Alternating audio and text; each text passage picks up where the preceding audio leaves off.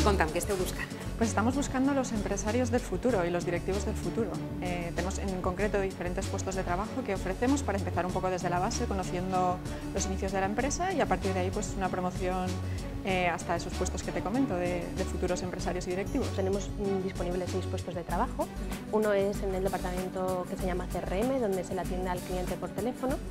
Y luego ahí necesitamos 2 personas. Ahí únicamente se está al teléfono atendiendo todas las llamadas.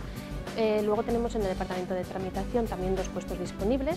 En este departamento lo que buscamos son personas en el departamento de administración y llevan toda la gestión documental que necesita el departamento analista para hacer ese análisis de la operación.